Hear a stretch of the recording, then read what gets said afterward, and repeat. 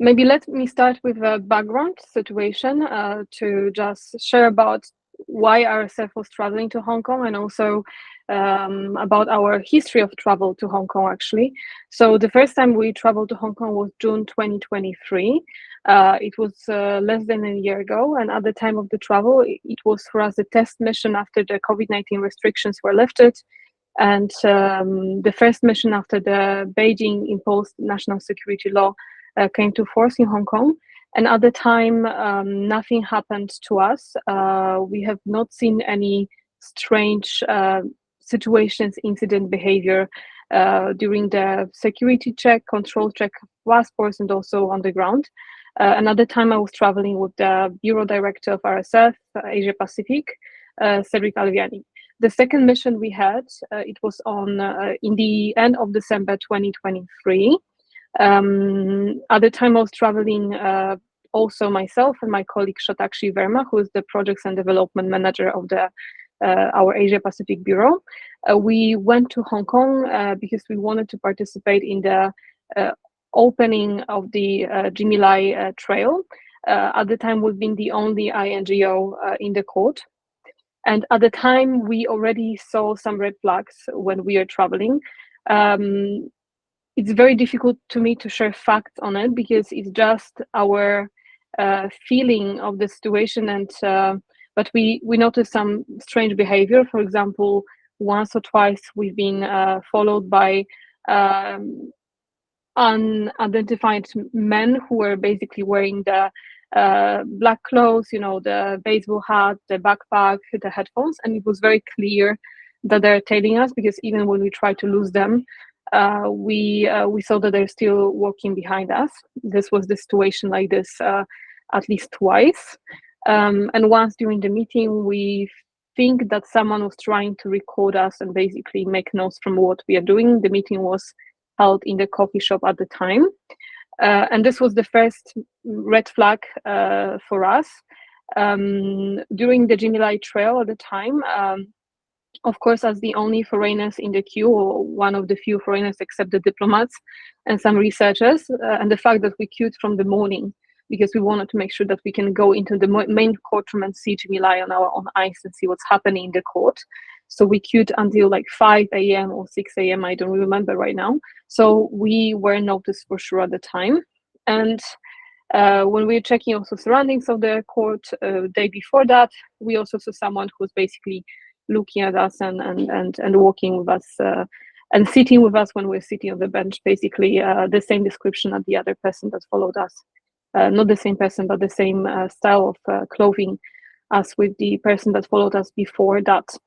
And this was the Jimmy Lai. When I was leaving Hong Kong, I went through the normal passport check, and also had a feeling because I don't have a proof for that, but that they stopped longer, that it wasn't, you know, like very fast passport check. It was more like that she was checking some things on the computer longer.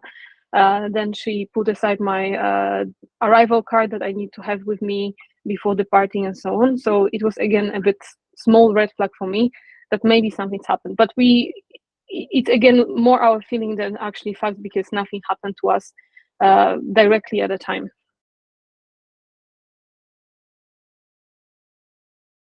And this time it was me and my the Bureau Director of Asia Pacific office of Rsf. We are based in Taiwan, and we decided to go together for 3 days to first again have official meetings, and second to observe again one of the hearings of Jimmy Lai Trail. What we decided in advance is that when we'll be crossing the border, it will not be us going together. It will be first Cédric, as we suspected that Cédric is the person that is most probably flagged, because he's also a spokesperson and gave a lot of interviews about Hong Kong in the past. So he went first and nothing happened to me. And then I decided that I will go, and I tried to cross the border.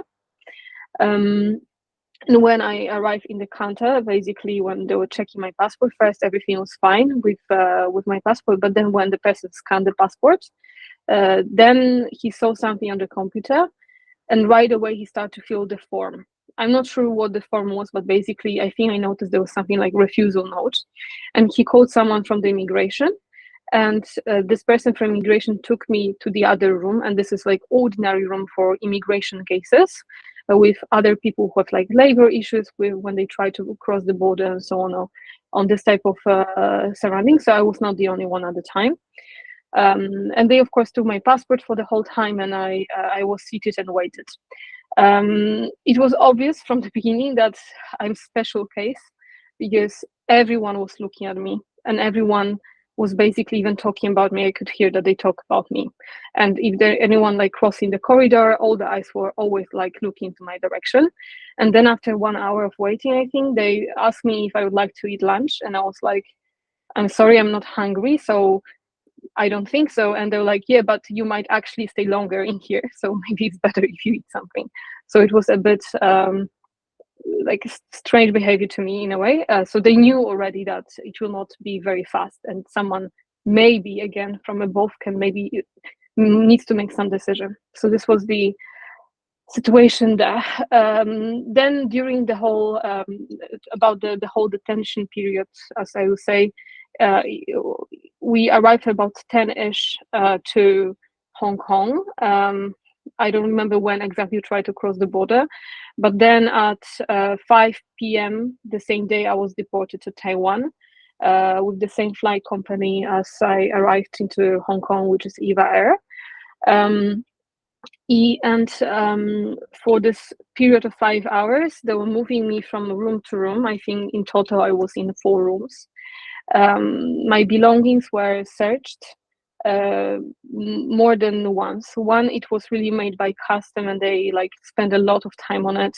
They checked every piece of my luggage, even if there's some small piece of paper, they unfold it to make sure that there's nothing written in it. They even look at my pen, which has something written on the pen, to check what is written there. They even asked me, because I have some novel with me, what this book is about and so on. So they really went through everything very, very carefully. Then they moved me to the other room, and they basically also checked like my body, my clothing, my shoes, everything, if there's anything inside. And then as the last room, like I've been moving from place to place, I've been put in like big waiting room, which was also a bit bizarre to me, because it looked like the place that you usually have a lot of cases to deal with, but it was only for me, and it looked like it was closed for a long time. There was nothing inside of it, just me, like a lot of chairs and so on. And they seated me there, and there was like many people dealing with my case just in this room. So I'm not sure how many people in total, but I think 13, 15 at some point was really insane amount of people just dealing with one person. And for the whole process, since 10 a.m. to like 4, I think, p.m., they haven't given a reason why they keep me, why they investigate on my case at all. They haven't said anything to me except this one question about the lunch, and questioning about like what I'm doing here, what is the purpose of my visit. And this was it wasn't once, it was at least twice, which was more formal setup, that they seated me and asked those questions. But also when, for example, I was in the custom and they were searching my things and then also searching myself, they also tried to ask the same questions. And I cannot say why, but basically they try to double check maybe if what I say is the same, or what are the reasons and so on. So again, they ask like about the purpose of my travel, like with whom I'm meeting, how long, like how many times I was in Hong Kong, what I've been doing before in Hong Kong, also what is my role at RSF, what advocacy means, what Reporters Without Borders does, this type of questions. And even during the search, they also like try to ask them in casual way, which is a bit weird to me.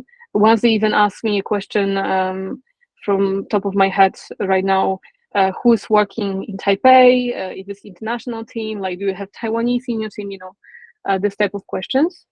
And then after all this process, so basically moving from room to the room, asking questions in different locations by different people, searching my belongings, searching myself, they finally around 4 decided to give me this note of detention and deportation that they asked me to sign, which I did. And they also gave me a piece of paper when they finally stated that I can call the consular help if needed. If I think that this is, unfair, something, I can call the consul to help me. And for the whole process, I didn't ask for it because I knew that my colleagues are already dealing with it and they're in touch with the Polish consulate in Hong Kong. So I let them do their job at the time. So I was not requesting any type of support from the authorities because I knew that it's being dealt with already.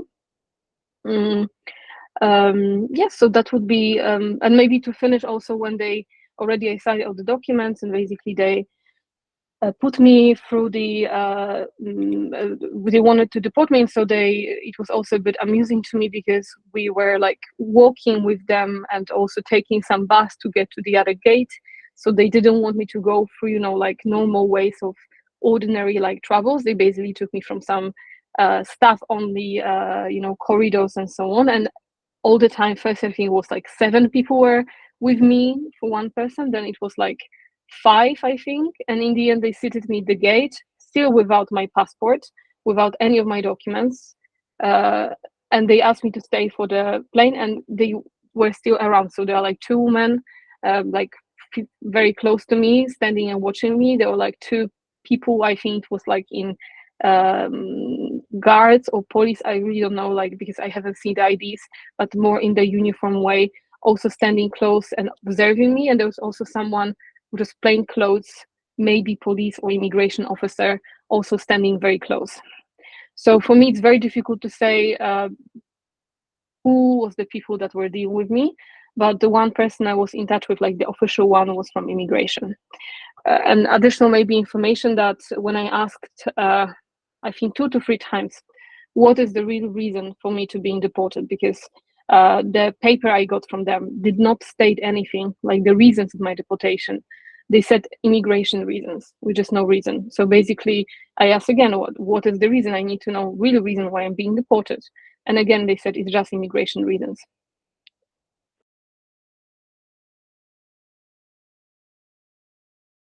So everything that we've been doing was in English, and indeed, I felt that the English is not too good. So, for example, when I was saying Reporters Without Borders, I would need to say this very, very slow, and sometimes I need to repeat some things many times because I had a feeling that they don't understand me, which was a bit surprising. However, they speak very well Mandarin Chinese because I had them speaking Mandarin.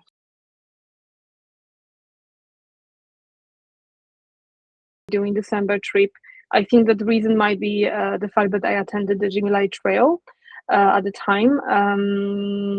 So that might be main reason. There were a lot of discussion, I know, like in the human rights circles, when will be the first time they will try to use Article 23. And I could suspect that maybe they want to do more right now when the Article 23 is implemented, because this is really part of the Hong Kong law. It's totally different than national security law, which was more Beijing law at the time. Yeah, it might be one of the reasons, but I would not have answer to that because it's very difficult for me to assess. Of course, it's very sad in many ways, because even for us, we are not the political organization. We are as NGO. There are many NGOs which are critical to Hong Kong for everything that they do. They're very critical for the government in terms of like detaining activists and so on. And I'm not saying it's wrong. I'm just saying that as RSF, we are the organization that is advocating for journalism freedoms, for press freedom, something that is enshrined in basic law of Hong Kong. So it's very bizarre to me to say that by the simple fact that we try to basically say what they do wrong in this scope and support journalists on the ground, when they see that there's still freedom of press, freedom of speech, that the journalists can do still work in Hong Kong, they decide to target one of us. This is a bit concerning to me, because if the press freedom is the reason for them, they can have any reason.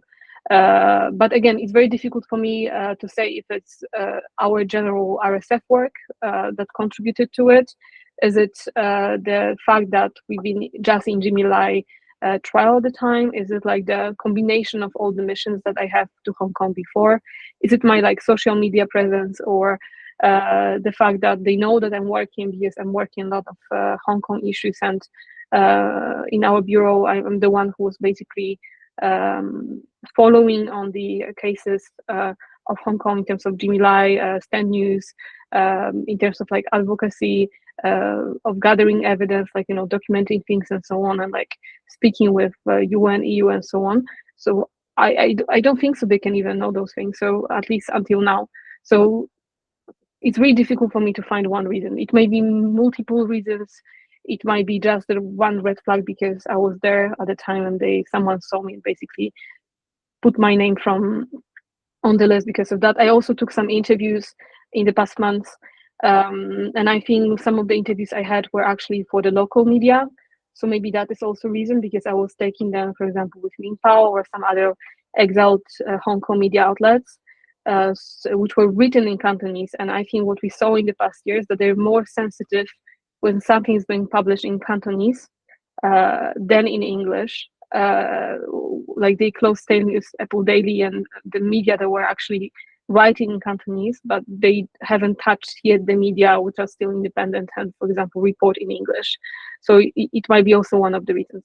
So for me, again, like, it's very difficult to say which reason they could have, but probably the most reasonable one, and like the one that makes more sense, is the one related to the Jimmy Lai trail.